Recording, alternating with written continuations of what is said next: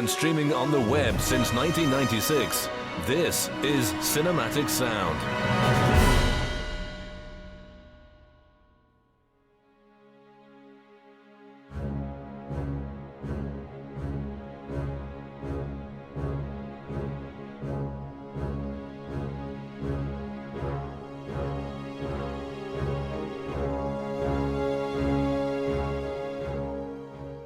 Hello again, I'm Jason Drury and welcome to part 2 of my interview with composer for film and television Brian Ralston, of whom I had the privilege to talk to in April 2019 as part of a continuing series of film, TV and video game composer interviews for Cinematic Sound Radio.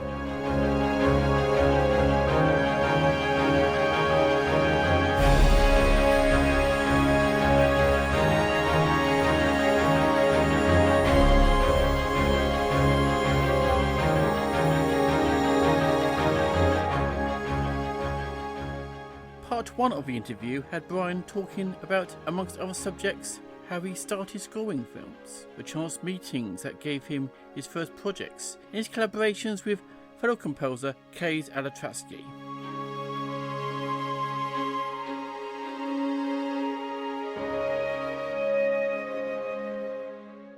In part 2, Brian talks about his SCorecast Podcast for film composers, working as an instructor at the UCLA Film Scoring Program, and his hopes in progressing in the film music industry. But I continued the interview by asking about scoring the 2017 film Being Rose, the score of which has recently been released on CD by Note for Note Records, and how he meticulously went about selecting musicians for the score.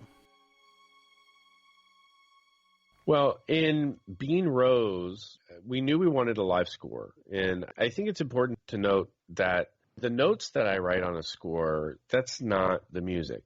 That's the roadmap to the music. That is the language that we use to express what I, as a composer, want to a musician or whatever, to what they're going to play. But the notes aren't the music. The music is what happens between the notes. It's what you do with the notes, from one note to the next, and whether there's crescendos or how they're attacked or how they're sustained, and that comes from the performance. And the performance, in my mind, is rooted in the live player. And so we made an argument for Being Rose.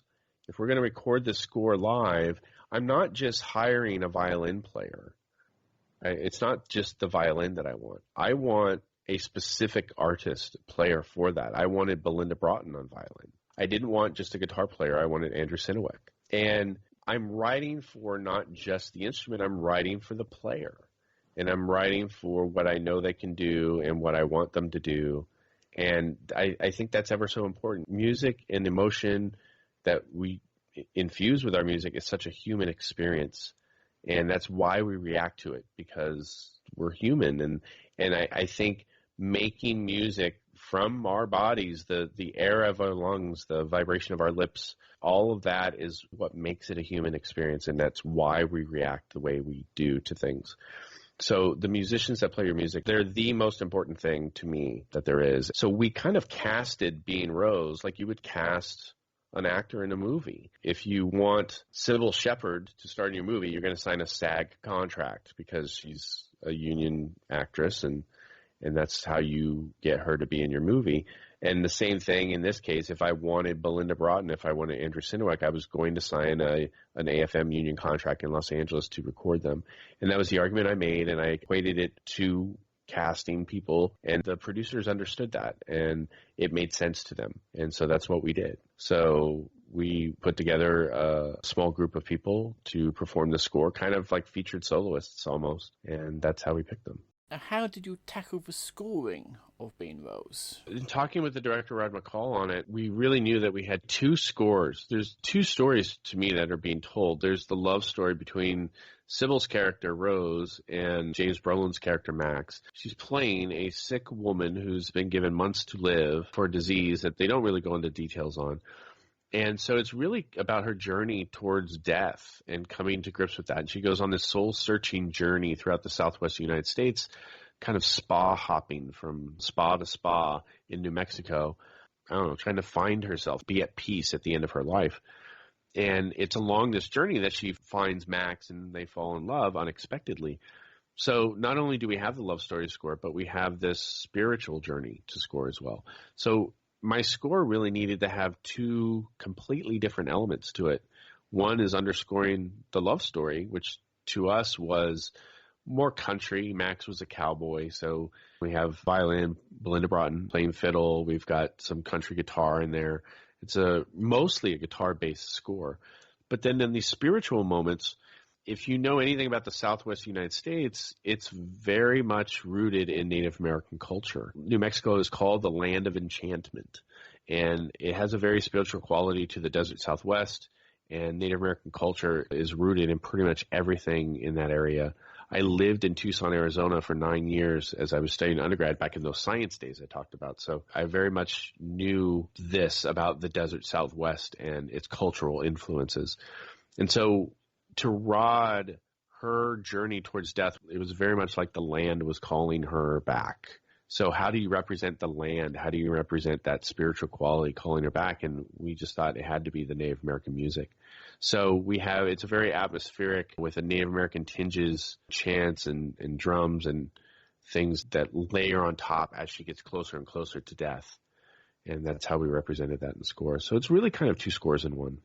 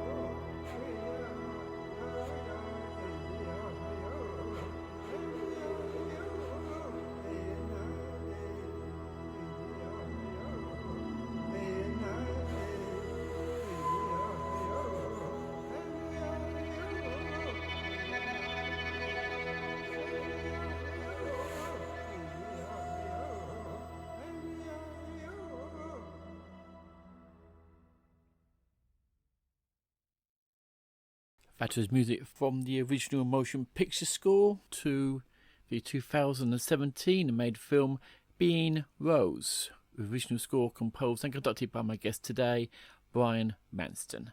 I'm Jason Drury. Now, Brian, you recorded Being Rose with some top-notch musicians in Los Angeles. I wonder that one day you would like to record a score in the UK. I would love to. It would be a dream. I mean, it would be awesome. So many of my friends have gone out there and recorded with the London Players. There's one big reason. I mean, the Los Angeles Players, the London Players, they're all truly amazing. Everybody seems to be going to London now. There's two reasons for that. One, they're amazing. They're amazing. Spaces like Abbey Road and Air, Lyndhurst, they're amazing spaces to record in. But if you look at the financials of everything, the AFM union in Los Angeles, we're really in the United States. It's the same, no matter what state you're in the United States. It's the same session contract. They require a secondary market payment, meaning there's a fee to record the score for the theater, for the movie. And then if that goes to HBO, Showtime, some cable network news afterwards, there's an additional amount of money due to those musicians. It's a profit-sharing model. And it's no different than SAG or IATSE or Directors Guild or anything. It's a very similar model. And they've had it for decades in their contract. In London, it is a union. It's the British Musicians Union. But they have what is effectively for that project a buyout or a franchise buyout. So if you're going to record a Marvel score in London, what you pay on the upfront is all you pay. And it's a lot on the upfront. The upfront cost in Los Angeles might be actually a little cheaper. But the long-term cost of scoring in London is cheaper because there's no additional money due when that goes to streaming or cable news or cable movie channels or whatever. And so financially, if you have a $1 billion Marvel movie, that makes sense. You're going to save millions of dollars on the back end. Now, it's not a complete buyout in London. I mean, if they want to use that music in a car commercial, it has to be paid again because the car commercial is not the movie. But if it's just only in the movie, it's free to use for the rest of its life. And that's the financial reason why so many people are coming to London. And when you can get something for cheaper and you're not suffering quality and you're arguably the top quality, it's kind of a no-brainer to want to go to London and record. And that's why so many are doing it. But again, London and LA to me are comparable on the talent of the musicians. They are truly amazing. Belinda Broughton is the wife of composer Bruce Broughton. She's from New Zealand. She was raised in London. She played on the Empire Strikes Back score that recorded in London, and I believe Return of the Jedi as well. And she had a long career there in London playing with the London Symphony, and then has made her way to Los Angeles, and then she's been a Los Angeles studio musician ever since too. So there's also a lot of cross-pollination in these musicians who travel the world and play in different places throughout their careers. They're all simply amazing. Now, you studied film music composition in the scoring for motion pictures and television programs at the University of Southern California, and you now give back time to future generations of composers as an instructor in the UCLA Film Scoring Program. What do you teach in your classes? I teach a class at UCLA's Film Scoring Program called The Business of Film Music. And it's a class I developed actually for them. I started teaching with them about 7-8 years ago, and I taught their MIDI class, and I taught a digital performer software class, and that was much more the technical aspects of writing music and composing to picture.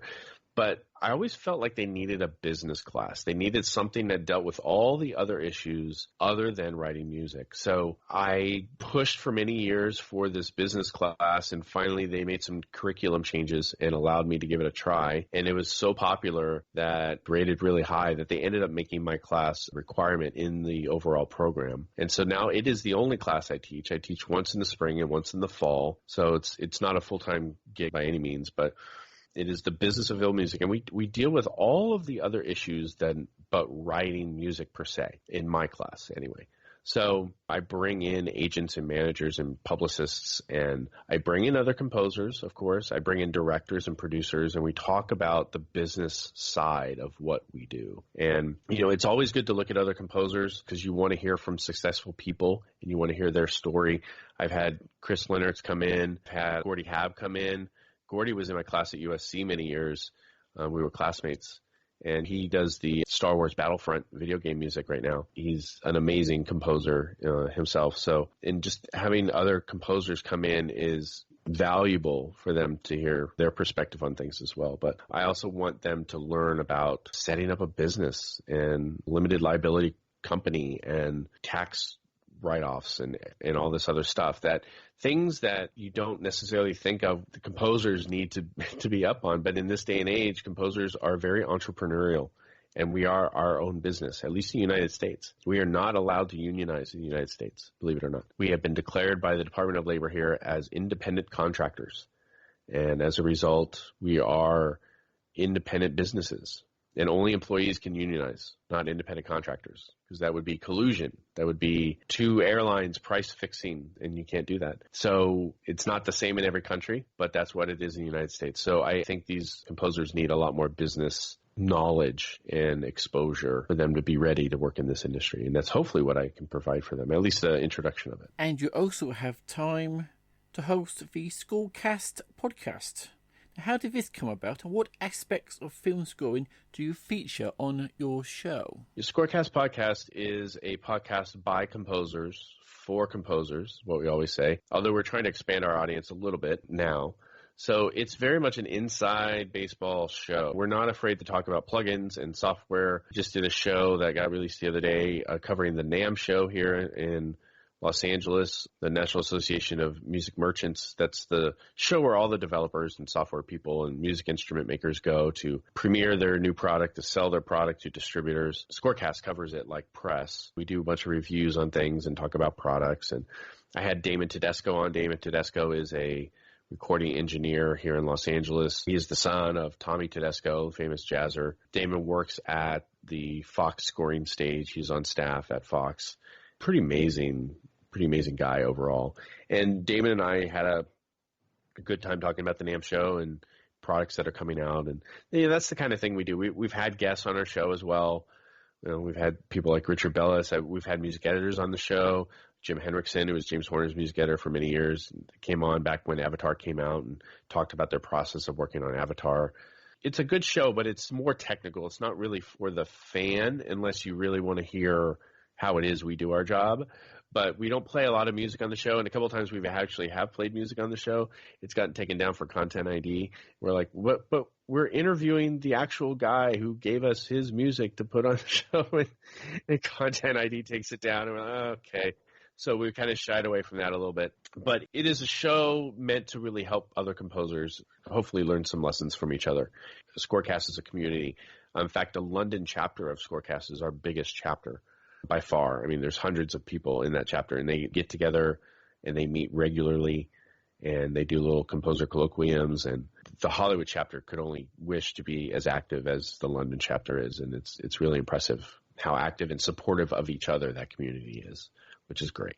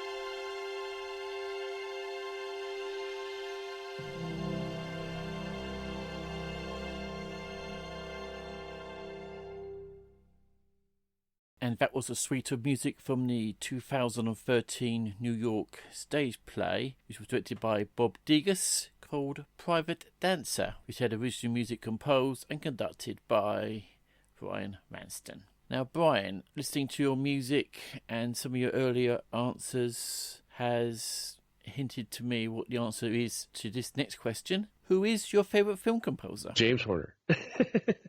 So, I mean, that's the composer that I fell in love with to want to do this, to get into this. I really feel like he scored my childhood, so to speak, all the films that I grew up with. And that's the Hollywood movie music sound that I came to know was really his scores. Of course, I love John Williams. Of course, Star Wars is up there and everything else. But there was something about the melodic quality of James Horner's music. Almost every score he did, had like a top 40 hit on the radio that went with it, from Somewhere Out There to the Titanic song with Celine Dion to My Heart Will Go On, Even Bicentennial Man, had a Celine Dion song that went with it. The Zorro films had a radio song. And it's because he wrote his melodies in song form, and he wrote these melodies which made them accessible to people. It made them, it felt like a song in the score, and they were easily translatable into songs. And so there's something about his music and his melodies to me that really connected with a lot of people, and it certainly connected with me. So classical composers, I love Tchaikovsky, I love Shostakovich. Most of those Russian composers I pretty much loved. Mahler too is a pretty amazing, especially as a trumpet player, and some of those antiphonal brass is really fun to play. So it just depends on my mood, I guess, as to what my favorite composer is of the day. I was fortunate enough actually to be at the Fox scoring stage when they were doing the Avatar score. I had a good friend who was working. He developed the software that Jim Hendrickson used to music edit that project, and they were actually beta testing the software for many, many years with James Horner projects. So this was not the first time it had been used, but through that connection, I mean, it got me invited to come to the stage and to watch them. And I was actually sitting in the room with the orchestra, because the booth was the protected place. That's where they did not want us. James Cameron was in the booth. The executives were in the booth. They were having conversations that we were not supposed to be privy to, of course. So we actually sat out in the room with the orchestra to turn in our cell phones. We had to sign NDAs just to be there.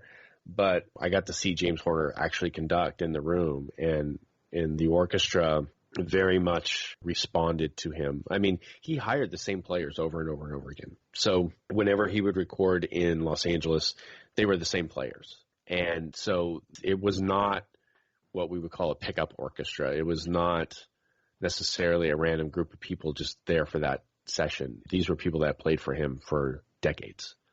And they just had this language, this understanding. Every little look, every little flick of the wrist that he would do, they knew what that meant. And it was pretty amazing. Do you prefer to score orchestrally or using electronics? Orchestrally, without a doubt. I mean, I love using a variety of colors, and I love trying to do something unique in every score, whether that's a unique instrument or a unique way to use an instrument. And that might be electronic or an electronic processing of something.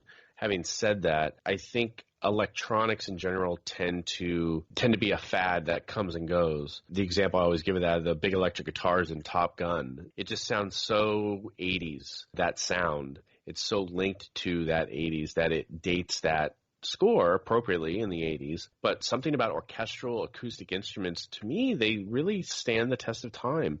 They are almost timeless. And you can score a period piece, you can score a modern piece, you can score anything with acoustic orchestral instruments in general, and it will not date the project. And there are unique ways and there are modern ways to use orchestral instruments, and I think those colors are very interesting. But to me, I think there's so much that the orchestra can do as an instrument that's where my tendencies lie. How does technology help you in your work? It just allows me to be faster. So we pretty much do everything in the DAW, the digital audio workstation that we work on.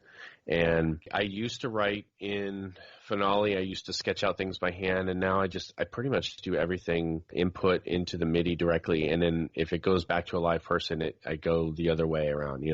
Then we take my MIDI and get that back out into a notation program for live people to play. So technology allows us to be quicker. It allows me to produce broadcast quality material here at my home because the computers are smaller, they're more powerful. Everything from the microphones to the amplifiers and everything they're so much better and it's so affordable now, essentially, to have what you used to have to go into a major studio and do, you can now do at home. And so, but I think the biggest thing technology does is allows us to be quicker. And the industry knows this. They certainly take advantage of it. I mean, editing on these nonlinear editor machines like Avid or Final Cut or something like that, they allow them to edit quickly, allows them to edit longer, more into post-production, which makes our life a little difficult because we keep getting changes to picture, but it just allows us to conform to all that and be faster. I will say also technology allows us to work around the world too. I mean, there's some really interesting technology now where, you can record an orchestra in another country and have all the microphones and all the channels of the audio and everything else come into a Pro Tools session here in the United States, using something like Source Connect or Session Wire or a variety of other programs. So it almost even makes collaborating with other artists around the world a lot easier too. I mean, on Bean Rose, my drummer, Dean Ogden, who I know from the SCorecast podcast, Dean's a drummer. Dean used to score films, but he's gotten into mostly pursuing his drum career now. He does a lot of drumming for David Foster on almost all of his Asian tours and some of his North American tours. He just got off a tour playing for Kelly Clarkson and Melissa Etheridge here in the States, and he lives in Bali. And the drums in my Bean Rose score were done by Dean. He's the only one that was not in Los Angeles recording with us. They were done by Dean in Bali. And he was piped in here to LA to record them. So technology does kind of make the world a little smaller too. It allows us to collaborate with people all around the world. Now, away from writing and composing for film, what types of music do you like listening to? I love the bands from the 80s growing up, late 70s, 80s, bands like Queen, Journey, Chicago, especially Chicago with the brass that they had. Even Earth, Wind, and Fire. I listen to a lot of that. I could play Journey in Chicago on a playlist all day long, and there's something about those melodies and those great ballads and Steve Perry's voice and everything else that I just love about those bands. And the same thing with Queen. I mean, we had this, of course, recent resurgence here, at least in the States, of Queen because of the movie Bohemian Rhapsody. But it's caused me to want to pull out all my Queen records again and start playing those. And Freddie's voice is just so amazing to hear. So those are the things that I like to listen to outside of orchestral stuff. Of course, I still, the other classical composers I mentioned to you, like Tchaikovsky and Shostakovich and Mahler. I mean, those are things I listen to as well. And I'm also starting to get into just searching out.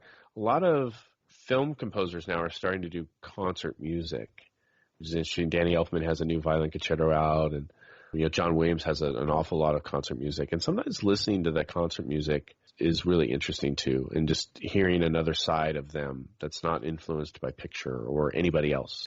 There's no director there telling them to write it a different way. That they're writing exactly what they want musically, and so that's another interesting thing to listen to sometimes. Now, coming back to your work, of all the scores you have composed to this date in your career, which is the one you are most proud of? I mean, it's honestly a toss-up, and I'm not just saying that. There's aspects of Bean Rose that I'm really proud of because I feel like we were able to capture a lot of emotion and get a lot of performance out of very few people. I mean, there's only 5-6 people on the score of Bean Rose, and to me it feels bigger than that, but it's not. It's a solo-based, intimate score. And I attest that to the musicians and the talent of the people that are playing on that score. Having said that, Crooked Arrows was an awful lot of fun. That was a big orchestra. That was doing underdog sports movie. That was doing thematic music. That was my biggest score to date that I had done in 2012. And I will always remember that time standing in front of that orchestra. So somewhere between the two of those, I'm really proud of. And what are you working on at the moment? Right now I'm putting a demo together for a TV show project that I'm really hoping to pitch for to get on. And so I'm working on that. I'm starting to get into producing, believe it or not, film producing. And I have a little short film project that we've done. We shot last year. It's called Is Someone There? It's a horror thriller. It is a proof of concept for a much larger feature that we would like to get made and funded and greenlit. But this little short film is really, it's kind of a 10-minute chunk out of the feature. We actually scored this short film, believe it or not, with a full orchestra at Warner Brothers in Hollywood, and which short films don't always have. I actually have a video up on YouTube if people want to check it out. They just search for my name and then Is Someone There, and you'll find a little snippet of about a 10-minute suite of music that I put up, which of course I can, since I'm the producer on the project, I can share whatever I want. So ahead of time. So I went ahead and put that up. We're about to start the festival run. I don't know what festivals it will appear in. I do know there's some festivals in the UK that we've actually applied for. There's festivals all over the world we've applied for. I think it will find its way probably in horror thriller film festivals a little bit more than the traditional Sundance, Tribeca type, the bigger film festivals. There's a Grimm Fest in Manchester, UK that we've applied to. I'm actually really hoping we get in there. That would be wonderful. There's the Leeds Film Festival in the UK. I know we've applied to. There's a Sitges in Spain. They haven't opened up their application, but we will be applying there. It's a fantastic fest in Austin, Texas that we have applied to. So we'll see. Getting into festivals is very political, but if we can get this thing in and get a little attention somewhere and then hopefully get a feature made out of it, that would be ideal. And I have not really done a horror thriller film, so this was a good foray for me to doing that. Although we didn't score it very horror thriller. The score is a little throwbacks. It's again melodic, and it's probably more romantic sounding than horror sounding, but that was intentional. It's something the director wanted. And so, between that and working on this other demo I'm putting together, we'll see what the future holds. So there's a couple other projects in the fire that I'm not supposed to talk about, but we'll see. Definitely more stuff to keep me busy. And finally, talking of which, what are your future ambitions in the film music industry? Hopefully doing bigger and better films in terms of budget and scope and everything else. I have yet to foray into television or, the small screen stuff. And I would very much love to. So I think these shows, that's kind of where it's at. Some of the best stuff being produced today is really for television. And the shows like the Game of Thrones, like House of Cards and everything else on these streaming networks, I think is amazing. Amazon's doing the new Lord of the Rings series. If I could position myself to get on something like that, that would be amazing. And I know creatively I could deliver and do that. I know that I could put that out there.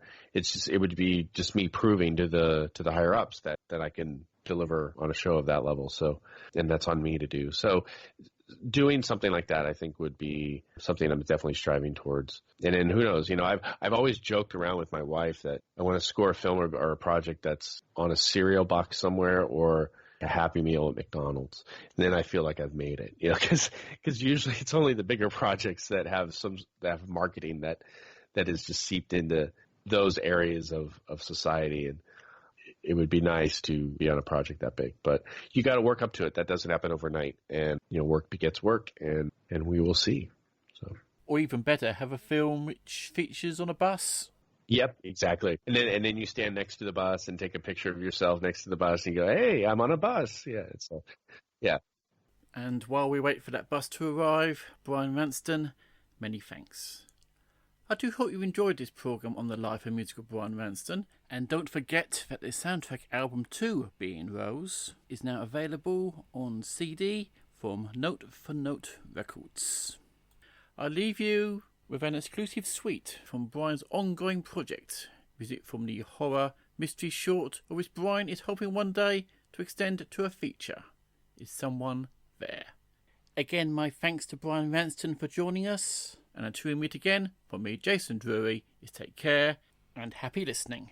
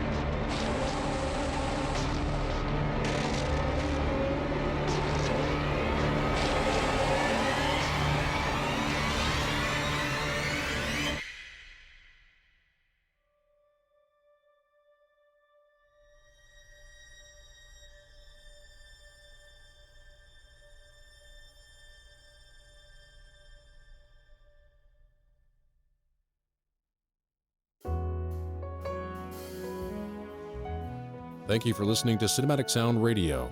If you have any questions, comments, or concerns, please email us at cinematicsound@yahoo.com. Don't forget to check us out at cinematicsound.net on the web, CinSound Radio on Twitter, and Cinematic Sound on Facebook. And if you listen to us on Apple Podcasts, please take a moment right now to rate and review the show. It really helps get the show noticed. And don't forget to tell all your friends about the program as well. We really appreciate the support. And please check out our affiliate at Movie Scores and More Radio at moviescoreradio.com.